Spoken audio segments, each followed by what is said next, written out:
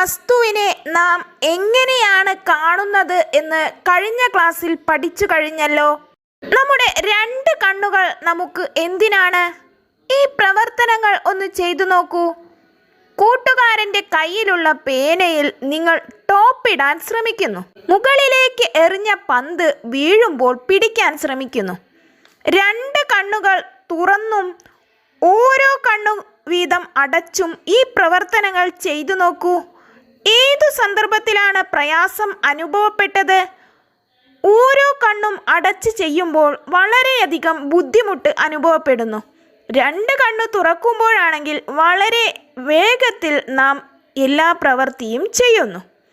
രണ്ട് കണ്ണും ഒരേ സമയം ഒരേ ബിന്ദുവിൽ കേന്ദ്രീകരിച്ച് കാണാൻ കഴിയുന്നതിനെ ദ്വിനേത്രദർശനം എന്ന് പറയുന്നു. ദ്വി എന്ന് പറഞ്ഞാൽ രണ്ട് കണ്ണുകൊണ്ട് കാണാൻ കഴിയുന്നത് കൊണ്ട് ദ്വിനേത്രദർശനം എന്ന് പറയുന്നു. ഇതുമൂലം വസ്തുക്കളുടെ അകലം, സ്ഥാനം എന്നിവ നമുക്ക് കൃത്യമായി തിരിച്ചറിയാൻ കഴിയുന്നു. ഒരു കണ്ണടച്ച് മുൻ പ്രവർത്തനങ്ങൾ ചെയ്തപ്പോൾ പ്രയാസം അനുഭവപ്പെട്ടതിൻ്റെ കാരണം ബോധ്യമായല്ലോ. നമ്മുടെ കണ്ണുകൾക്ക് ഇനിയും എന്തെല്ലാം സവിശേഷതകളുണ്ട്? നിറങ്ങൾ തിരിച്ചറിയാൻ കഴിയുന്നു. നീളം, വീതി, ഉയരം, കനം, അകലം, ഒരു വസ്തുവിൻ്റെ ഇവയെല്ലാം തിരിച്ചറിയാനുള്ള കഴിവ് നമുക്കുണ്ട്. കാഴ്ചയില്ലാത്ത ഒരു അവസ്ഥ നിങ്ങളൊന്ന് ചിന്തിച്ചു നോക്കൂ. കാഴ്ചയില്ലാത്തവരുടെ ലോകം എങ്ങനെയായിരിക്കും? കാഴ്ചയുടെ സുന്ദര ലോകമാണ് കണ്ണുകൾ നമുക്ക് തുറന്നു തരുന്നത്. അല്പനേരം കണ്ണുകൾ അടച്ച് ഇരുന്നു നോക്കൂ. എന്താണ് നിങ്ങളുടെ അനുഭവം? നല്ല ഇരുട്ടായിരിക്കും. പൂർണ്ണമായും കാഴ്ചയില്ലാത്തവരുടെ അവസ്ഥ എന്തായിരിക്കും? അവർ ചുറ്റുപാടുകളെ എങ്ങനെയാണ് മനസ്സിലാക്കുക? ശബ്ദം കേട്ട് ആളുകളെ തിരിച്ചറിയുന്നു. തൊട്ടു നോക്കി കറൻസി നോട്ടുകളും നാണയങ്ങളും തിരിച്ചറിയുന്നു. അങ്ങനെയാണ് അവർ എല്ലാം മനസ്സിലാക്കുന്നത്. അന്ധരെ സഹായിക്കേണ്ടത് നമ്മുടെ കടമയാണ്. സ്കൂളിൽ ഇത്തരം കുട്ടികളുണ്ടെങ്കിൽ നിങ്ങൾ അവർക്ക് എന്തെല്ലാം സഹായങ്ങൾ ചെയ്തു കൊടുക്കും? അന്ധരായ ആളുകൾ സുരക്ഷിതമായി സഞ്ചരിക്കാൻ ഉപയോഗിക്കുന്ന വെളുത്ത വടിയാണ് വൈറ്റ് കെയിൻ. ഇത് ഭാരം കുറഞ്ഞ പൊള്ളയായ ഒരു അലുമിനിയം ദണ്ഡാണ്. വടിയുടെ അടിയിൽ പിടിപ്പിച്ചിട്ടുള്ള ലോഹഭാഗം വസ്തുക്കളിൽ തട്ടിയുണ്ടാകുന്ന ശബ്ദത്തിൽ നിന്ന് വഴിയിലെ തടസ്സം തിരിച്ചറിയാൻ കഴിയും.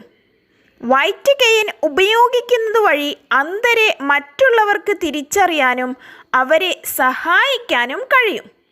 ഇന്ത്യയുടെ ഭൂപടം നിങ്ങൾ കണ്ടിട്ടില്ലേ? അത് നിങ്ങൾക്ക് കണ്ടു പഠിക്കാനാവും. കണ്ണു കാണാത്തവർ എന്ത് ചെയ്യും? കണ്ണു കാണാത്തവർക്കായി ഭൂപടങ്ങളിൽ എന്തു മാറ്റങ്ങളാണ് നിങ്ങൾക്ക് ചെയ്യാനാവുക? സംസ്ഥാന അതിർത്തികൾ, പർവ്വതങ്ങൾ, നദികൾ എന്നിവ തൊട്ടറിയാൻ എന്തെങ്കിലും ചെയ്തുകൂടെ? പശയിൽ മുക്കിയ നൂലും മണലും ഉപയോഗിച്ച് സ്പർശിച്ചറിയാവുന്ന ഭൂപടങ്ങൾ ഉണ്ടാക്കിക്കൂടെ? ഇവയാണ് എംബോസ്ഡ് മാപ്പുകൾ. ഒരു എംബോസ്ഡ് മാപ്പ് നിങ്ങളും തയ്യാറാക്കൂ. അന്ധരെ സഹായിക്കാൻ ഉപയോഗിക്കുന്ന പല സംവിധാനങ്ങൾ ഇന്ന് നിലവിലുണ്ട്. വൈറ്റ് കെയിൻ, ബ്രെയിൽ ലിപി, ടാക്ടൈൽ വാച്ച്, ടോക്കിംഗ് വാച്ച് എന്നിവ അവയിൽ ചിലതു മാത്രമാണ്. വൈറ്റ് കെയിൻ എന്ന് പറഞ്ഞാൽ അന്ധർ ഉപയോഗിക്കുന്ന വടി. ബ്രെയിൽ ലിപി എന്ന് പറഞ്ഞാൽ അന്ധരായ ആളുകൾ എഴുതാനും വായിക്കാനും ഉപയോഗിക്കുന്ന ലിപി സമ്പ്രദായമാണിത്. കട്ടിയുള്ള കടലാസിൽ തൊട്ടറിയാൻ കഴിയും വിധം ഉയർന്നു നിൽക്കുന്ന കുത്തുകൾ വഴിയാണ് അക്ഷരങ്ങൾ ഈ രീതിയിൽ രേഖപ്പെടുത്തുന്നത്. ഫ്രഞ്ചുകാരനായ ലൂയിസ് ബ്രെയിൽ ആണ് ഈ രീതി വികസിപ്പിച്ചത്. അതുകൊണ്ടാണ് ബ്രെയിൽ ലിപി എന്ന് പറയുന്നത്. ടാക്ടൈൽ വാച്ച് എന്ന് പറഞ്ഞാൽ തൊട്ട് മനസ്സിലാക്കുന്ന വാച്ചാണ്. ടോക്കിംഗ് വാച്ച് എന്ന് പറഞ്ഞാൽ സംസാരിക്കുന്ന വാച്ചാണ്. കണ്ണിനുണ്ടാകുന്ന പല വൈകല്യങ്ങളും അന്ധതയ്ക്ക് കാരണമാവാറുണ്ട്. ഇതിൽ ചില വൈകല്യങ്ങൾ നേത്രഭാഗങ്ങൾ മാറ്റിവെക്കുന്നതിലൂടെ പരിഹരിക്കാം.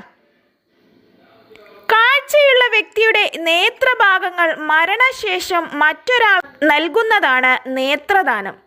ഇത് യാഥാർത്ഥ്യമാവണമെങ്കിൽ നാം നേത്രദാനത്തിനുള്ള സമ്മതപത്രം നൽകിയ വിവരം അടുത്ത ബന്ധുക്കളെ കൂടി അറിയിക്കണം.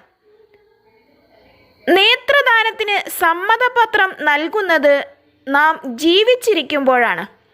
കണ്ണുകൾ നമുക്ക് വളരെയധികം പ്രാധാന്യമുള്ളവയാണ്. കണ്ണിനെ സംരക്ഷിക്കാൻ നാം എന്തൊക്കെ ചെയ്യണം? കണ്ണിൽ പൊടി വീണാൽ ഊതുകയോ തിരുമുകയോ ചെയ്യരുത്. തണുത്ത വെള്ളം കൊണ്ട് കഴുകിക്കളയണം. മങ്ങിയ പ്രകാശത്തിലോ തീവ്രപ്രകാശത്തിലോ ബസ്സിൽ യാത്ര ചെയ്യുമ്പോഴോ വായിക്കരുത്. TV കാണുമ്പോൾ നിശ്ചിത അകലം പാലിക്കണം. മുറിയിൽ ആവശ്യത്തിന് വെളിച്ചം ഉണ്ടാവണം. രാസവസ്തുക്കൾ കണ്ണിൽ വീഴാതെ സൂക്ഷിക്കണം. കളിക്കുമ്പോൾ കൂർത്ത വസ്തുക്കൾ കണ്ണിൽ കൊള്ളാതെ നോക്കണം.